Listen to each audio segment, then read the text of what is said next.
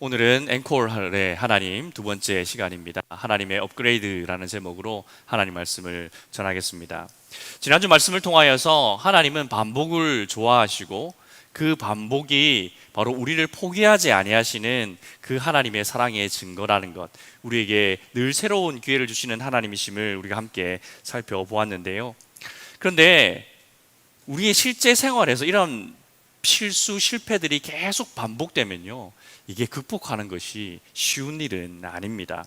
그래서 오늘은 한 걸음 더 나아가서요, 하나님께서 우리를 어떻게 회복시키시는지, 그 방법은 무엇인지를 한번 살펴보려고 합니다. 여러분, 이 스마트폰이 이제 버벅거리고 이 작동이 제대로 안 될 때 조치를 어떻게 하십니까? 한 두 가지 방법이 있을 거예요. 제일 간단한 방법은 뭘까요? 껐다 켜는 겁니다. 껐다 키면 원래 제 기능으로 돌아가는 수가 많지요. 또 다른 방법이 있습니다. 좀 더 확실한 방법인데요, 이 스마트폰에 보면 공장 초기화라는 기능이 있습니다. 완전히 처음 상태로 싹 되돌리는 기능이에요. 그리고 그 안에 새로운 운영체제로 깔아서 업그레이드 하게 되면 이제 보기에는 같은 폰인데 내용, 운영체제가 완전히 바뀌었기 때문에 완전히 새로운 폰으로 거듭나게 됩니다. 여러분, 껐다 키는 것과 업그레이드의 차이가 느껴지십니까? 껐다 키는 것은 원상복구예요. 그냥 하던 대로 원래의 모습을 돌아가는 것. 근데 업그레이드는 어떤 것입니까? 이전보다 더 나은 모습으로 변화되는 거죠. 더 빠른 속도, 더 많은 기능으로 변화되는 것. 이것이 바로 업그레이드입니다. 그래서 오늘은 이 버벅거리는 스마트폰과 같은 이 베드로를 한번 만나보려고 해요. 베드로처럼 처참하게 실패하고 또 베드로만큼 놀랍게 회복된 사람도 없습니다. 여러분, 베드로가 어떤 사람입니까? 공생의 기간 동안에는 예수님의 수제자였잖아요. 그랬던 그가 예수님이 잡히시던 밤에는 어떻게 됐습니까? 예수님을 3번이나 부인했습니다. 저주하며 맹세하여 가로되 나는 그 사람을 알지 못하노라. 그냥 모릅니다 정도가 아니라 저주하고 맹세까지 했습니다. 이건 단순한 실수가 아니라 이건 완전 배신이죠, 배신. 혹시 여러분들 이런 경험 있으십니까? 내가 예수님을 배신한 것 같아서 그래서 기도할 수도 없고 교회 나오기도 싫었던 그런 경험들이 혹시 있으십니까? 그런데 그런 베드로를 예수님께서 찾아오셔서 그를 회복시킵니다. 예수님의 회복은요, 그냥 껐다 켜기 정도가 아닙니다. 예수님의 회복은요, 업그레이드입니다.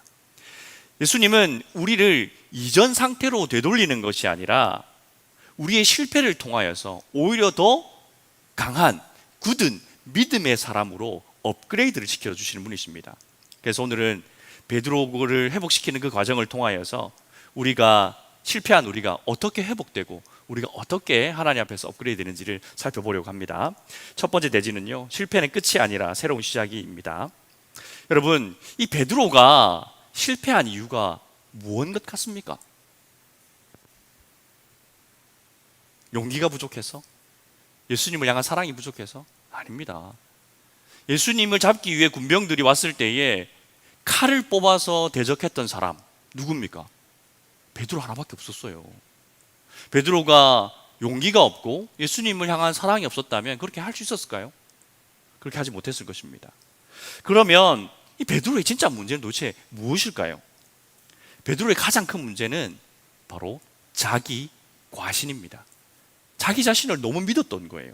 마태복음 26장 33절 한번 볼까요? 베드로가 대답하여 이르되 모두 주를 버릴지라도 나는 결코 버리지 않겠나이다. 여러분, 이 말에 베드로의 모든 문제가 다 담겨져 있습니다. 아니, 다른 사람은 못해도 주님, 저는 할 수 있습니다. 다른 사람은 다 배신해도 저는 절대 안 버립니다. 이것이 바로 베드로의 생각이죠.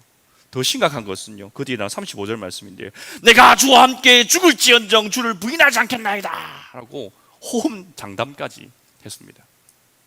바로 그 다음 예수님 뭐라 말씀하십니까?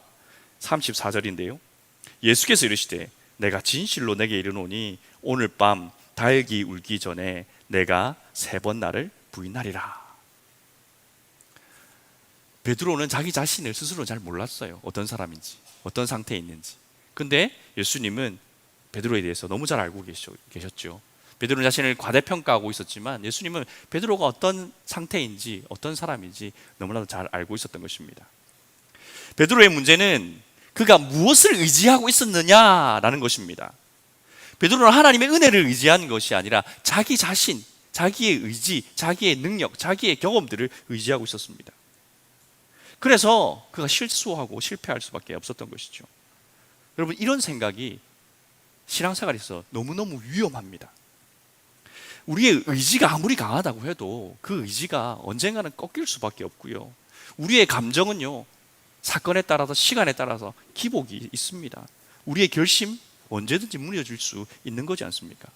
이런 것들을 의지해서 신앙생활을 하면 우리의 신앙생활은 언제든지 무너질 수밖에 없는 것이죠. 예수님께서는 이런 베드로의 근본적인 문제를 알고 계셨어요. 그래서 베드로가 그의 한계를 경험할 수 있도록 허용하신 겁니다. 너의 한계가 어딘지 한번 경험해봐. 자신의 의지가 얼마나 무력한 것인지를 깨닫게 하셨던 것입니다. 여러분, 우리도 베드로처럼 이런 실수를 하고 있지는 않은지 모르겠습니다.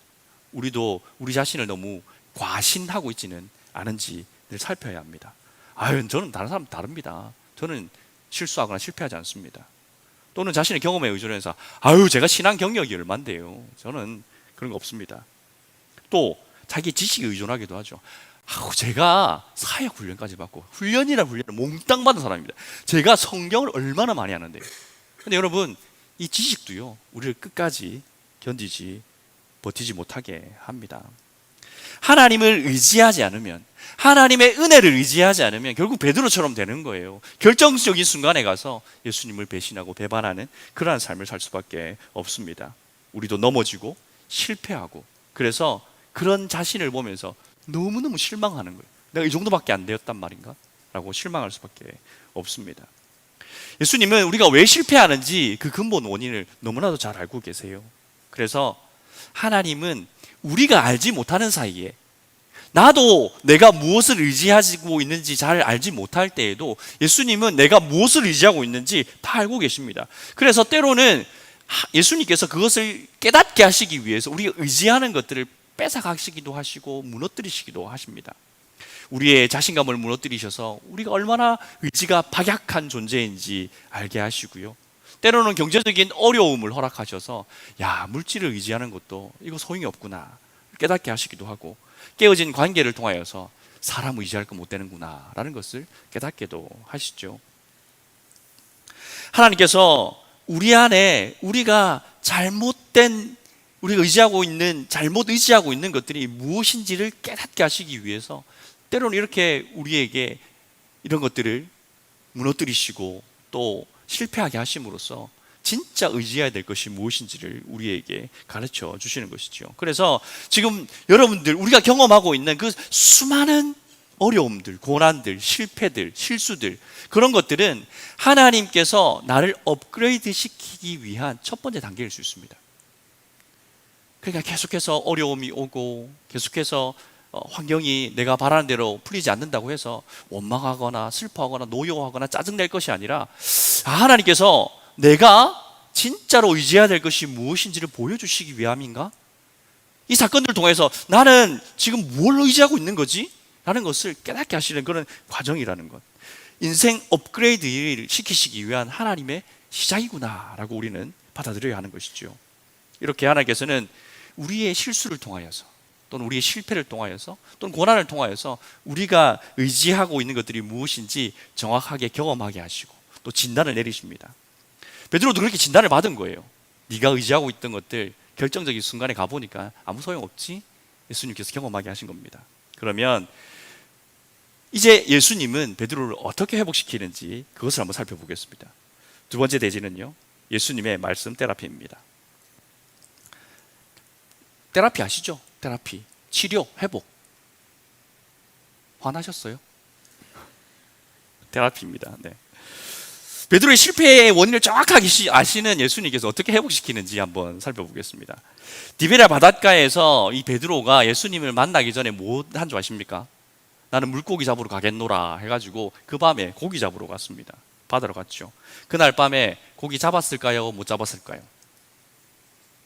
한 마리도 못 잡았습니다.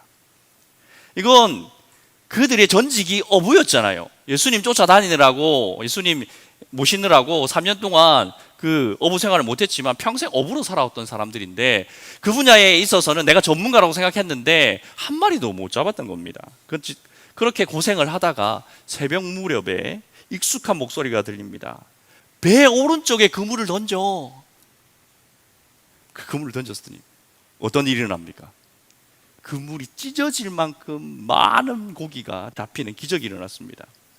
여러분, 여기서 중요한 것은 물고기가 많이 잡힌 게 아니에요. 물고기는 원래 그 바다에 있었어요. 그렇지 않습니까? 예수님이 갑자기 물고기를 창조하셔서 거기를 몰아 넣겠습니까? 그 디베랴 바다에 물고기는 처음부터 있었습니다. 그렇다면 그들이 밤이 새도록 빈 그물을 끌어올렸던 그 시간들을 이제 어떻게 해석해야 될지, 이 문제가 남아있는 겁니다. 그냥 실패였을까요? 아닙니다. 그럼 그것은 준비 과정이었어요. 그들이 나가자마자 그물을 쫙 펼쳤는데 물고기가 만서리되도록 잡았다면 그들이 새벽까지 있었겠습니까? 바로 돌아갔겠죠. 예수님 못 만나는 거예요. 그들이 끊임없이 빈 그물을 끌어올리는 것은 예수님을 만나기 위한 준비 절차였던 겁니다. 시간적으로도 그렇고요. 그것보다 더 중요한 것은 예수님께서, 그 부활하신 예수님께서 제자들을 다시 만나기 위한, 베드로를 다시 만나기 위한 준비 과정이었던 거예요. 끊임없이 빈 그물이 올라올 때마다 베드로 얼마나 속상하고 얼마나 짜증이 났겠습니까? 근데 그것도요, 시간이 계속 지나다 보면 절망감이 밀려옵니다. 내 실력이 이거밖에 안 되나? 내가 이 정도밖에 안 되는 사람인가? 그런 생각까지 들죠. 바로 그 순간 예수님이 찾아오신 거예요. 네 힘으로 안 되지? 너의 능력 의지해서 아무것도 못 건지잖아. 예수님께서는 베드로와 제자들의 마음을 가난하게 만드신 거예요. 그래서 예수님이 부르실 때에 즉각적으로 순종할 수 있도록 그 마음을 준비시킨 것입니다. 우리 인생에도 그렇게 빈 그물을 끌어올릴 때가 얼마나 많습니까? 열심히 애쓰고 노력해서 이번에 정말 한번 잡을 수 있을 것 같아, 느낌이 좋아, 정말 애썼어, 수고했어, 쭉 끌어올렸는데 뭐 아무것도 없어. 아무 보고 새끼도 한 마리 없네. 우리 그런 시간들 얼마나 많습니까? 그때 우리는 짜증도 나고 화도 나고 인생이 왜 이런가, 때로는 하나님 원망하기도 불평하기도 하고, 그렇지 않습니까? 그런데 베드로의 사건 속에서 우리가 알 수 있는 것은, 하나님은 그 시간조차도 잃어버린 시간, 실패한 시간이 아니라 하나님을 만나기 위한 준비의 시간, 내 인생이 업그레이드 되기 위한 준비의 시간이라는 것을 우리는 깨달아야 하는 것이죠. 그래서 계속해서 우리가 빈 그물을 끌어올릴 때마다 실패한 인생, 아무 성과도 없는 인생, 나는 아무리 노력해도 안 되나 보다 라고 생각할 것이 아니라, 야, 하나님께서 뭔가 일을 계획하고 계시는구나 라고 믿으시기 바랍니다. 그때 하나님을 향해서 원망불평하는 것이 아니라 더 가난한 마음으로, 더 간절한 마음으로 하나님을 만날 준비를 하신 여러분들 되시기를 주님의 이름으로 부탁드립니다. 이 고기잡이 기적을 한 후에 드디어 예수님과 베드로가 모닥불을 사이에 두고 마주 앉았습니다. 근데 예수님께서 이 베드로를 부르실 때에 베드로야 라고 부르지 않으시고 뭐라고 부릅니까?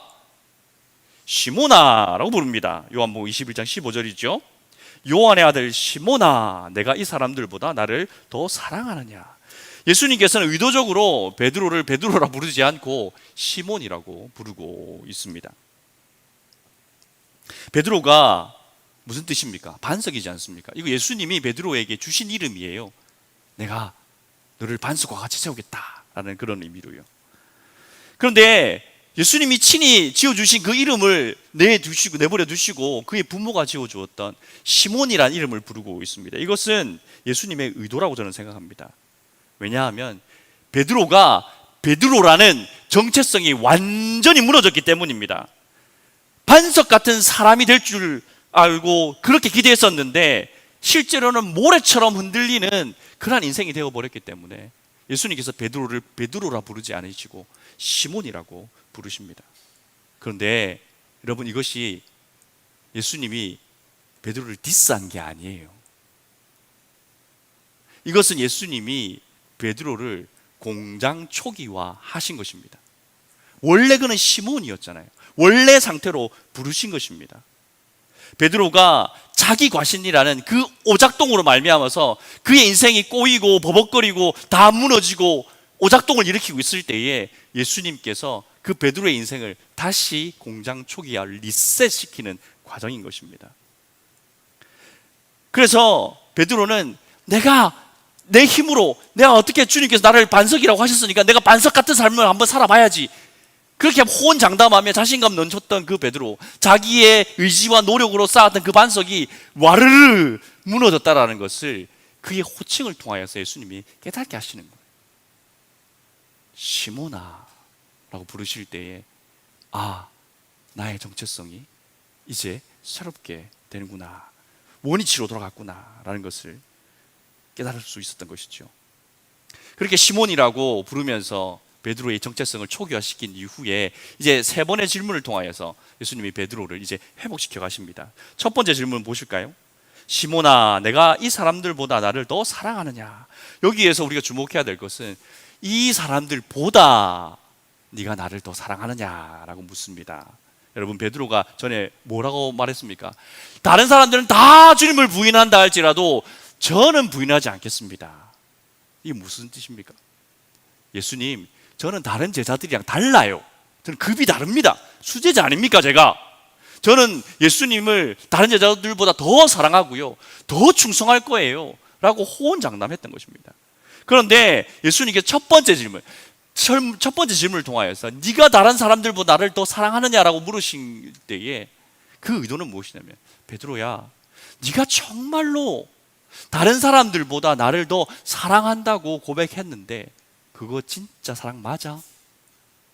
그때 고백했던 그 사랑 진짜였어? 그런 의미를 가지고 있는 것이죠. 베드로가 할 말이 없잖아요. 베드로의 그 사랑이 자기의 의지에서 나온 사랑이라는 것이 다 들통이 났잖아요. 대답할 방법이 없어요. 얼마나 부끄러웠겠습니까? 그래서 그가 오직 대답할 수 있는 것은 내가 주님을 사랑하는 줄 주께서 아십니다, 이렇게밖에 대답할 수 없었던 것이죠. 그의 교만을 내려놓도록 예수님께서 첫 번째 질문을 사용하십니다. 두 번째 질문은요, 시몬아, 내가 나를 사랑하느냐? 이제 다른 사람들보다 뺍니다. 그럼 이게 어떤 의미겠습니까? 다른 사람들과 비교해서 네가 나를 사랑하는지 안 하는지 그거 말고 진짜로 네 마음속에 너의 그 심령 중심에 나를 향한 참된 사랑이 있니? 한번 들여다보고 나한테 대답해 줄 수 있어? 라고 베드로에게 질문한 겁니다.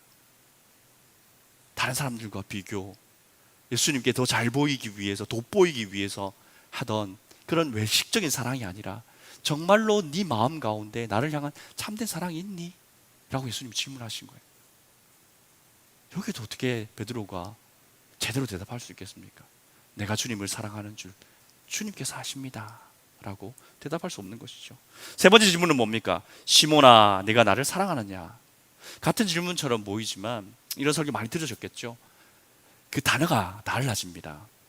처음 두 번 예수님께서 질문하실 때 시몬아, 네가 나를 사랑하느냐 할 때는 시몬아, 네가 나를 아가페 하느냐, 아가페 사랑으로 물으시거든요. 신적인 사랑, 완전한 사랑, 온전하고 순전한 사랑, 그렇게 사랑하느냐라고 물었습니다. 그때마다 베드로가 예, 그럼요, 제가 예수님을 여전히 아가페 합니다라고 대답 못해요.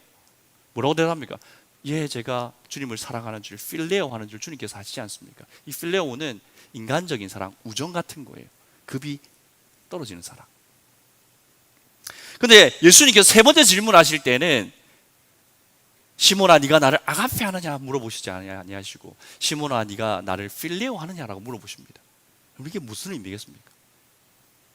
예수님은 이 마지막 질문에서 베드로에게 베드로야, 내가 너의 상태를 알고 있어.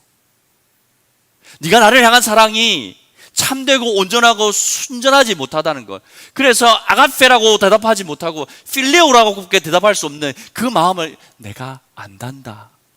이제 내가 너에게 마지막으로 질문할 거야. 시몬아, 네가 나를 필레오 하느냐?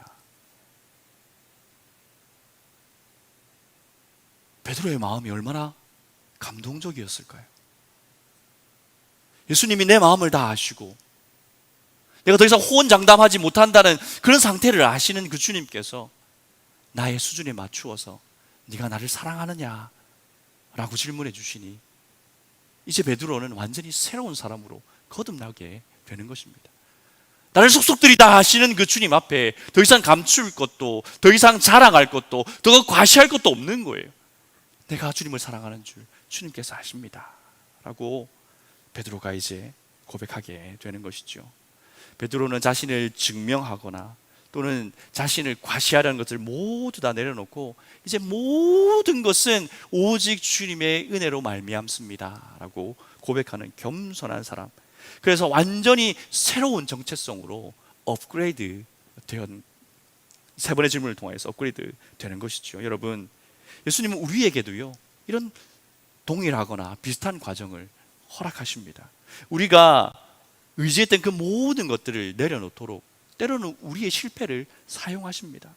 예수님은 이런 과정을 통하여서 우리가 외적으로 보이는 성취, 성공 이런 것들의 삶의 목표를 두고 있던 우리들을 이제는 정말로 그 모든 것 쓸데없는 것들 다 내려놓고 나의 성공과 실패에 상관없이 이제 나는 예수님 안에서 하나님의 사랑받는 자녀라는 것을, 그 정체성을 확립하시기 위해서 때로는 우리의 실패, 때로는 우리의 고난, 우리의 환난을 사용하시고 우리를 순전하게 만들어 가시는 것입니다. 우리가 반복해서 실수할 때마다, 실패할 때마다 예수님 찾아오셔서 질문하시는 거예요. 사랑하는 성도야, 네가 나를 사랑하니? 라고 물으십니다. 책망이 아닙니다. 다시 한번 네 마음속을 들여다봐. 그리고 내가 너에게 주는 그 은혜에 의지해서 네가 다시 나를 사랑해 줄 수 있겠니? 라고 주님은 계속해서 우리에게 질문하십니다. 그렇게 우리가 실수하고 실패하고 넘어지고 자빠질 때마다 찾아오셔서 물어주시고 그래서 다시 회복시키시고 그렇게 업그레이드 해주시는 분이 바로 우리 주님이신 것입니다. 우리는 그러한 주님의 업그레이드 여정 가운데 있는 줄 믿으시기 바랍니다. 이렇게 예수님께서는 세 번의 질문을 통하여서 베드로의 정체성을 완전히 새롭게 하셨잖아요. 자, 이제 됐으니 이제 하산하거라 하지 않으시죠? 끝나지 않았습니다. 예수님의 업그레이드는 한 단계가 더 남았습니다. 마지막 업그레이드 단계는요, 세 번째 대지입니다. 새로운 사명으로 업그레이드입니다. 베드로의 정체성이 이제 회복되자마자 또 질문을 회복시켜 갈 때마다 예수님께서 뭐라 말씀하십니까? 내 양을 먹이라, 내 양을 먹이라 라고 계속해서 새로운 사명을 주시죠. 베드로 어떤 사람입니까? 예수님 배신했던 사람이잖아요. 인간적으로는 이런 사람한테 주님의 교회를 맡기고 주님의 양들을 맡긴다고요? 있을 수 없는 일이잖아요. 근데 예수님은 그렇게 하셨습니다. 예수님께서 베드로에게 왜 그 주님의 사랑하는 양들을 맡기셨을까요? 왜 그랬을 것 같습니까, 여러분? 많은 이유가 있겠지만 저는 이런 생각이 들었습니다. 베드로만큼 길 잃은 양들의 마음을 이해할 수 있는 사람이 있을까? 베드로가 자신이 길을 잃어봤잖아요. 자기가 넘어져 봤잖아요. 자기가 절망해 봤잖아요. 자기가 겁나서 도망쳐 봤잖아요. 그러니 잃어버린 양들의 마음을 베드로만큼 잘 알 수 있는 사람도 없는 것입니다. 베드로가 나중에 성도들을 향하여서 쓴 편지 베드로전서 5장 8절 말씀 한번 볼까요? 근신하라, 깨어라, 너희 대적 마귀가 우는 사자같이 두루다니며 삼킬 자를 찾나니. 여러분, 이 얘기가 누구한테서 나왔습니까? 진짜로 사탄에게 삼킴을 당해 보았던 베드로로부터 나왔잖아요. 그러니까 이 경고, 이 권면이 너무너무 마음에 와닿을 수밖에 없는 거죠. 정말 베드로는 진심을 다하여서 근신하고 깨어있지 않으면 나처럼 사단에게 삼킴바 될 거예요. 성도 여러분, 깨어있으십시오 라고 권면할 수 있었던 것입니다. 실패 이전에 베드로는요, 자신만만했지만 불안한 사람이었어요. 그런데 실패 이후 업그레이드된 베드로는 어떻게 변합니까? 겸손해졌죠. 하지만 그는 강력해졌습니다. 오순절날 3,000명이나 회개시키는 능력의 종으로 변화되고요.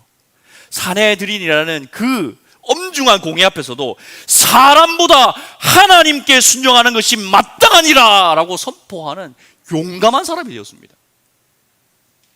다른 사람은 다 줄을 버릴지라도 저는 줄을 버리지 않겠습니다 라고 호언장담하던 그런 베드로가 아닌 거예요. 죽으면 죽으리이다 라는 그런 심정으로 사드린 공회에서 그렇게 호통을 치는 주님의 종으로 변화된 것입니다. 하나님의 업그레이드가 가져온 놀라운 변화인 줄 믿으시기 바랍니다. 별로 안 믿기세요? 여러분, 예수님은 우리를 새롭게 하셔. 그래, 맞아, 나는 하나님의 사랑받는 자녀야. 그래, 다시 한번 시작해보자. 다시 한번 힘을 내보자. 그래서 우리 위로받고 격려받고 새 힘을 얻는 것, 거기에서 멈추지 않는다는 거예요. 우리가 한 걸음 더 나가고 한 단계 더 업그레이드 되기를 원하십니다. 어떻게 해요? 하나님의 사명자로, 예수님의 사명을 감당하는 자로 한 단계 더 업그레이드 되기를 예수님은 너무너무 원하시는 겁니다. 예수님께서는 베드로처럼 우리의 실패와 또는 상처를 통하여서 다른 사람의 실패와 상처를 보듬어주고 그들을 예수님의 말씀으로 다시 세울 수 있는 그러한 새로운 사명자로 더 업그레이드 되기를 예수님은 원하시는 겁니다. 여러분, 아파본 사람이 아픈 사람 마음 제일 잘하는 거 아닙니까? 우울증 겪어본 사람이 우울증 겪어본 사람의 마음을 제일 잘 알고 제일 잘 도와줄 수 있습니다. 우울증 걸린 사람한테 힘내세요 100번 말해봐야 아무 소용없습니다. 자녀들 문제 때문에 골치를 아파본 부모들은 나중에 똑같은 문제를 겪고 있는 부모들을 만났을 때 힘드시죠? 이 한마디만 해도 그 부모 마음이 녹아내리고 그가 다시 한번 하나님의 말씀으로 말미암아 새롭게 일어날 수 있는 힘을 얻게 되는 거 아닙니까? 이처럼 예수님께서는 우리의 실패와 상처들을 통하여서 우리를 업그레이드 시키는 거예요. 그러니까 지금 우리가 겪고 있는, 겪지 않았으면 좋겠을 만한 그런 일들이 하나님 오실 때는 우리를 업그레이드 시킬 수 있는 소스가 되는 줄 믿으시기 바랍니다. 이러한 과정들을 통하여서 우리는 베드로처럼 우리가 다른 사람을 돕는 사람으로, 하나님의 말씀으로 세우는 사람으로, 하나님의 복음을 전하는 사람으로 세우셔서 그들을 돕도록 우리를 업그레이드 시키시기를 원하시는 것입니다. 그러니 지금 고통 중에 있는 분들, 이 고통의 시간들이 헛된 고통이라고 여기지 마시기 바랍니다. 이러한 경험들을 통하여서 여러분이 더 멋진 사람으로, 더 강력한 사람으로, 더 하나님께 귀하게 쓰임받는 종으로 하나님께서 업그레이드 시키실 것입니다. 하나님은 우리의 과거를요 지워버리는 분이 아니세요. 우리의 그 과거를 우리를 위하여서 우리의 업그레이드를 시킬 수 있는 재료로 사용하시는 분이십니다. 그래서 예수님은 모든 것이 합력하여 선을 이루도록 만드는 분이신 거예요. 사랑하는 성도 여러분, 이제 우리 앞에 두 가지 선택이 놓였습니다. 잘 안 돌아가는 내 인생, 버벅거리는 스마트폰과 같은 내 인생, 그냥 한번 껐다 켜는 거, 그걸로 만족하시겠습니까? 아니면 나의 정체성을 완전히 새롭게 하고 하나님의 말씀 안에서, 하나님의 은혜 안에서 성령으로 충만하여서 이전과는 비교될 수 없는 더 멋진 성도로 업그레이드 되기를 원하십니까? 하나님께서는 우리가 그렇게 업그레이드 되기를 원하시는 것입니다. 여러분은 업그레이드 해보셨죠? 핸드폰. 그때 무슨 메시지 뜨던가요? 전원을 끊지 마세요. 그 메시지 뜹니다. 우리의 인생이 업그레이드 되기 위한 가장 중요한 건 무엇이겠습니까? 하나님과 연결이 끊어지면 안 되는 거예요. 하나님과 연결이 끊어지는 순간 우리의 업그레이드는 그 순간 멈춥니다. 벽돌이 될 수도 있습니다. 그래서 우리는 항상 하나님과 연결되어 있어야 합니다. 말씀으로 하나님의 음성에 여러분들의 채널을 맞추시기 바랍니다. 기도함으로 하나님과 늘 실시간으로 대화하시기 바랍니다. 예배로 하나님께 마음을 늘 열어두시고요, 순종으로 하나님의 명령어를 수행하시고 섬김으로 하나님의 그 사랑의 데이터를 전송하시기 바랍니다. 그렇게 우리가 하나님께 연결되어 있을 때에 우리의 삶은 끊임없이 업그레이드 되어 가는 겁니다. 이전과는 다른 나, 어제보다는 더 예수님을 닮아가는 나, 그런 모습으로 우리는 계속해서 하나님 안에서 업그레이드 되어 가는 것입니다. 그것이 우리를 향한 하나님의 계획이고 하나님의 뜻인 것이죠.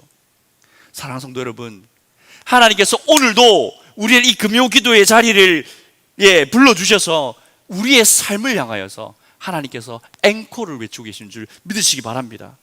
사랑하는 성도야, 너는 실패했지만 나는 절대로 너를 버리지 않을 거야. 사랑하는 성도야, 너는 비록 넘어졌다 할지라도 내가 너를 반드시 다시 일으켜 세울 거야. 사랑하는 성도야, 내가 부족하다 할지라도 나는 너를 통하여서 내 일을 성취하고 이루어 갈 거야 라고 하나님은 오늘도 우리를 부르고 계시는 것입니다. 우리는 실패로 끝날 사람들이 아닙니다. 우리는 실패한 인생이 아니라 업그레이드 되는 인생인 줄 믿으시기 바랍니다. 우리의 과거의 그 실패가 우리의 발판이 되어서 하나님의 그 영광을 드러내는 찬란한 미래로 나아가게 하도록 주님께서 역사하실 것입니다. 하나님은 절대로 결코 우리를 포기하지 아니하시기 때문입니다. 하나님께서는 우리가 업그레이드 되어서 새로운 인생의 무대에 등장하기를 너무너무 간절히 바라고 계시는 거예요. 그 새로운 무대 위에 새로운 모습으로 나타나서 새로운 기능과 새로운 능력으로 하나님의 영광을 드러내고 하나님의 말씀을 선포하고 쓰러져 있는 자들을 일으켜 세우고 넘어져 있는 자들에게 새 힘을 주는 그러한 업그레이드 되어 있는 사람으로 하나님께서 우리를 변화시키기 원하시는 것입니다. 그러니 오늘 하나님이 우리를 부르시는 그 앵콜의 음성을 들으시고 새롭게 업그레이드 되시는 여러분들 되시기를 주님의 이름으로 축원드립니다. 아멘.